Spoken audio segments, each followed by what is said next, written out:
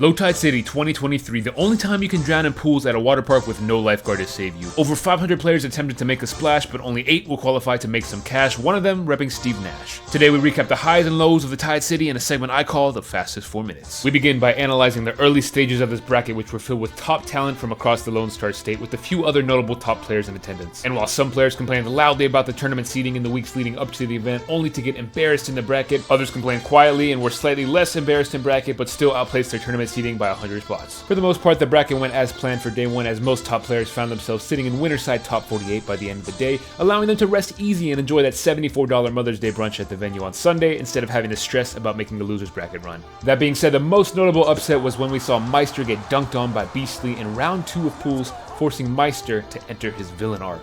Day 2 kicked off with top 48, and this is when the tide began to turn. Beastly continued his Iron Man challenge of winning a game with each character, and this ended up paying off as he was able to claim one of those winner side top 8 spots by defeating Shu and Gamer Dog. Beastly with a 3-0 representing Texas, heading into top 8 on winner's side. His first appearance at top 8 in a major. At first glance at the bracket, you might have thought that last winner's side top 8 slot would go to Kobe or SkyJ, but instead, they both got zoned out, and we got to watch the battle between Samus and Spamus as Capitancito defeated Teaser 3-1. The down smash, too much of an overcommit.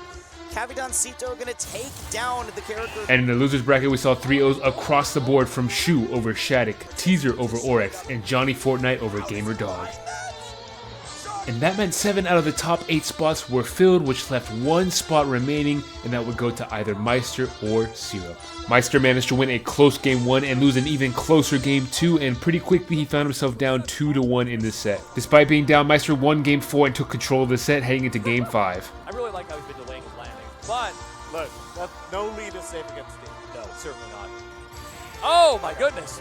Maister found himself down 3 stocks to 1 and pulled off the improbable comeback in a short burst, followed by the illogical comeback that might have actually been the worst, as he released his frustrations towards Syrup despite there being no beef between the two of them. And all of this being done right in front of Syrup's mother. Happy Mother's Day, everybody. And that leads us into top 8, featuring a few players that you might not know and a few characters that we usually don't see unless you're some kind of Wi-Fi warrior. So go ahead and put those water shoes on, grab those goggles, make sure you have your towel, and let's dive in.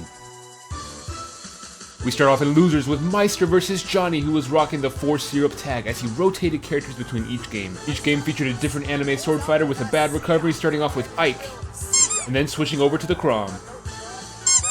And finally closing it out with Lucina as he lost the set 0-3 to Maister. Our other losers match featured Shu's Zero Suit Samus and Teaser's Zero Chance Samus, as Shu dominated the set to move on in the bracket.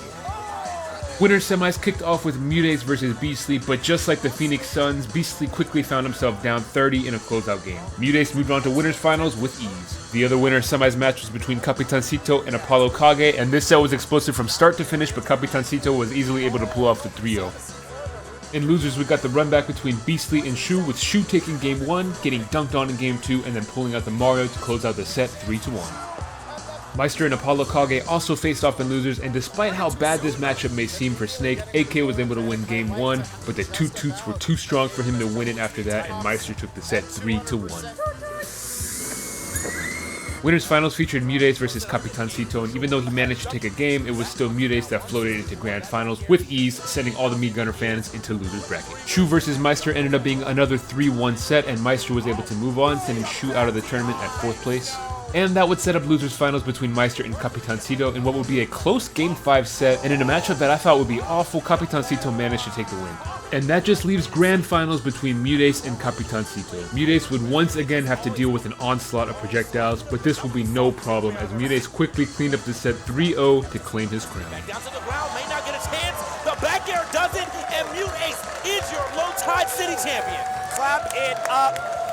What a Cinderella story for Cinderella himself. Muteace finally getting through the whole entire bracket after having such a disheartening experience last year.